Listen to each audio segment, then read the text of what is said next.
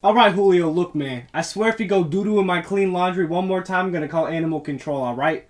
At least the viewers don't know I smell like a Melee player right now. Hey, it's your dog, Julio, and totally not that dead channel Stovetoast. Listen here, buddy. You better review Super Smash Bros. Melee and give it a perfect 10 out of 10, or I'll doo-doo all over your clean laundry. Alright, I didn't know you could read, write, or speak English. Hello guys, and welcome to the new video. Today we're going to be taking a look at Super Smash Bros. Melee, which is the sequel to Smash Bros. 64 and came out on the Gamecube. Hopefully we don't take too much of a look at it because I don't smell bad yet, and I don't want to smell bad. So I don't want to play too much Melee. Uh-oh. Super Smash Bros. Melee came out in 2001 for the GameCube with significant improvements over the first game. For example, as soon as you start the game, you realize you can do this! Whoa! Cool. So as opposed to Smash Bros. 64's 12 total characters, Super Smash Bros. Melee has a total of 26. Granted, most of these characters are clones, which personally I don't mind, but some people hate them. If you don't know what a clone character is, it's basically a character that reused most of its assets from another character. An obvious example would be Mario and Dr. Mario, you know, if you ignore his many years Dr. Mario put into earning his doctorate's degree. And the lesser known example is Captain Falcon and Ganondorf. If you look at their movesets, they're almost exactly the same, except Ganondorf's is slower and more powerful. Also, Ganon is really ugly. Don't forget that part. That's why they're not total clones, right? Not like they're brothers or anything, just like distant cousins. It's like, you know, the wrong side of the family. You got some of the bad genes. Captain Falcon's such a privileged Captain Falcon got his job handed to him. Ganondorf had to work hard for Yeah, him. I'm Captain Falcon. I was just bored with everything, huh? One cool thing about this game that a lot of people don't know is that you could play as Master Hand by glitching the game to start without you picking a character. I don't know why that happens, but I've always wanted to play as a white hand, so I guess I'm happy. Sadly, in this game, they removed Yoshi for alleged tax evasion, and he was replaced with Waluigi. Wait a minute, that didn't even happen. I can dream, Brett. A man can have a dream. How is a man supposed to get through life in this terrible grind of living without a dream, Brett? My bad, man. So other than all the characters added, there's also a lot of new stuff added. Like an entire game mode called Adventure Mode, events, more stages, and something called Wave Dashing. Oh, Wave Dash 64, I love that game. No. There's another one next. If you don't know what wave dashing is, I'll try my best to explain, but I don't think I smell bad enough for this one. Basically, it's an advanced movement technique where you can cancel sprinting and dodging to go extremely fast and perform very advanced moves. Ew, what's that smell? If you've ever seen any Melee tournament, people always wave dash. If you haven't, well, basically it looks like this.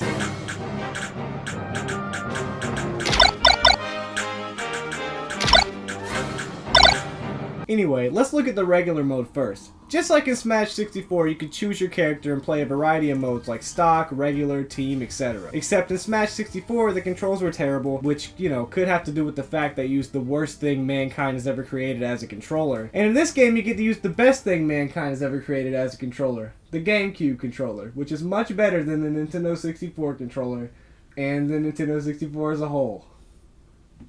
I hate you. That's not nice. When are they gonna make an N64 controller thing for the Switch? That's when I'll buy a Switch, dude. This is serious. Stop smoking crack. It's not healthy. I like the N64. You like crack too, don't you? No, Yes. crack is bad. Yeah, Crack is bad. N64 is good, crack is bad. But that's not the only reason the game controls better. Everything is much smoother and tighter in this game. There's still a small amount of combo cheese like in Smash 64, but it's nowhere near the same extent as it used to be. Melee just plays so smoothly. It's easy to pick up but hard to master. Once you learn how to wave dash and do all the technical stuff, you'll be basically unbeatable. You know, unless someone's better than you, that is. Because they'll probably beat you. Because that's how that works. Isn't that how most stuff works? Yeah. Anyway, let's look at the events mode. So the events mode is a brand new mode that was added to Melee, and basically all it is a series of small challenges for you to do. For example, the first challenge is just to win against Bowser as Mario in a 2-stock match, which is pretty easy. And in this one you get to play as Giant Dick! You know, ever since the last video I've wanted to play with Giant Dick. What's so funny, right? That's Yay. No, DK. Oh. Never mind. What do you think I meant? Don't worry about it. DK. No, don't worry about it. I'm making a joke because I'm pronouncing initials. It's Dick. DK. Dick. That's what you chose to pronounce. Dick. How else do you pronounce it? Just say DK. No. I hate you. Stop saying that, please. Anyway, that's basically all the events are. Small fun challenges. If you've ever played Modern Warfare 2, it's like Spec Ops in that game, except also a completely different game. Instead of shooting people, you punch them to death.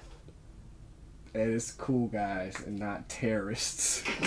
So let's get to the main new addition to this game. The adventure mode. So imagine classic mode from Smash 64, which returns in this game by the way, but now it's classic mode 2. It basically takes classic mode and adds on to it. You start off with an actual level from Mario with enemies you have to fight and a boss fight at the end. This level specifically is really boring, but it sums up adventure mode really well. It's classic mode with regular fights mixed with really fun levels. For example, there's a Zelda level that's a maze where you have to fight Link a lot of times until you get to the end. My favorite one was the Metroid stage where you had to escape like you were actually in a Metroid game. And it was actually surprisingly hard. I mean, it's not that hard. I didn't die or anything, but it was still pretty close at the end.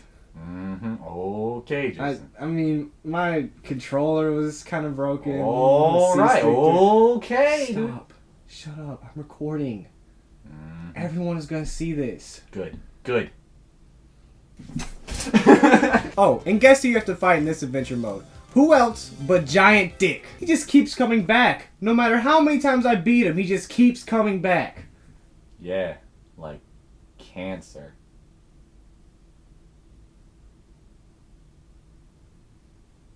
Anyway, after you go through multiple levels and homages to Nintendo characters, you have to go to Final Destination. Oh, so that's why it's called that? You know, I never really thought about why it was called Final Destination, to be honest, but I've also never played Adventure Mode until right now. At the end, you don't fight the Master Hand, you fight Bowser, and I assume Giga Bowser if you beat it on a high enough difficulty. But I was in a rush, so I just played on normal mode. Boo! Boo! Boo!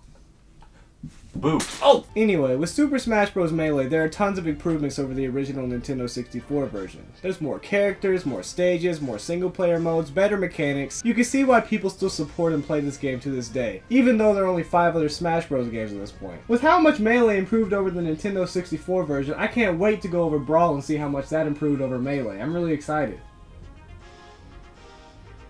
Should I tell him, guys? What? Should I? Oh no. What? Is it good? Don't spoil it. Yeah, it's great. Really? Yeah. I can't. Oh my god, I'm really excited to play this one because Melee was so good, man. No. Oh, I don't even know how they could top Melee.